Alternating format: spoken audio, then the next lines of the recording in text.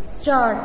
You would have seen from the report that as long as 1940, during my predecessor's term of office, your honorary officers were having interviews with bankers concerning the working of the international gold market exchange.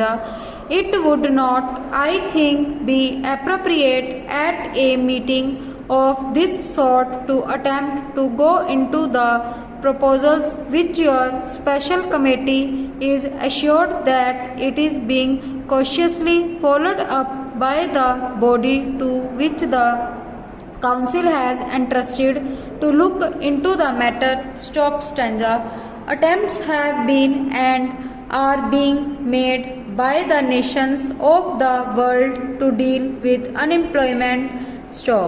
Excessive tariffs and war debts as though they were separate and disconnected problems. So long as the root cause which has created these problems is means the application of local remedies may soothe but it can never cure.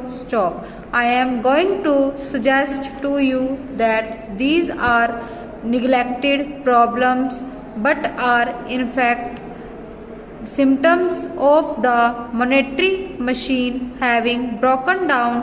Many influences have been set up and have deprived a large proportion of the world's population of their means of acquiring goods. The essence of the solution of the problems is the increase of purchasing power, thus giving to human beings the means of enjoying their own production. For the last few years, purchasing power has, on the contrary, been steadily reduced and it is still being decreased. Every country in the world, with the exception of two, has been forcing prices down until a point has been reached where the producer of goods, especially foodstuffs and raw materials, can no longer buy from the manufacturing countries.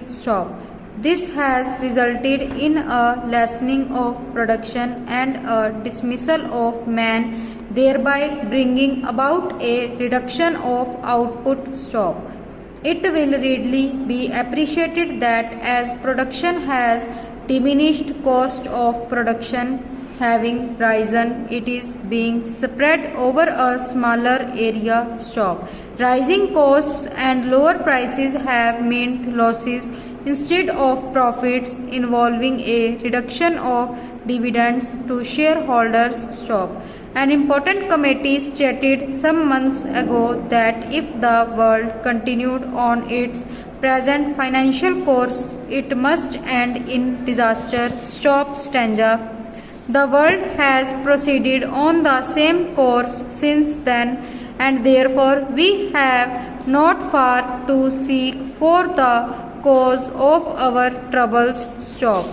The first is that these countries find it increasingly difficult and in some instances impossible to secure payment for their exports. There can, I think, be no doubt that if our country would gladly give lead to it, would find an increasing response from a majority of the peoples of the world.